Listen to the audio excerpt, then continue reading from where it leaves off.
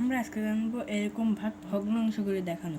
এইসব ভগ্নাংশ ব্যাখ্যা করা খুবই কঠিন, এই জন্য আমরা সহজ পদ্ধতিতে করব। প্রথমে 0.8 হলো 0.1 এর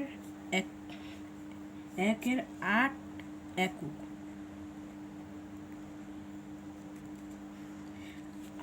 বা 0.8 ভাগ 4 হলো 0.1 এর 8 ভাগ 4 একক।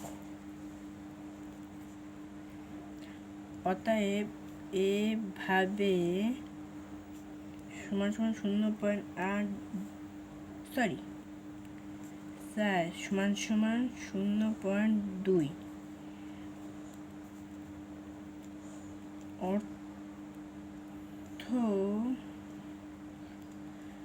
অর্থ 2। এরকমভাবে ভাগ করলে ব্যাখ্যাটা সোজা হয়ে যায় এবং নর্মালভাবে ভাগ করা যায়। নর্মাল ভাগটা এবার না করে আমরা একটা সহজ পদ্ধতি করতে হবে, যেমন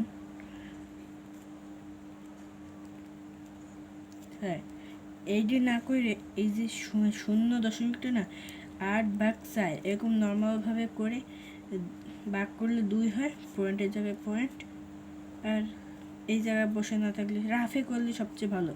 এভাবে করে উত্তর বের করা যায়।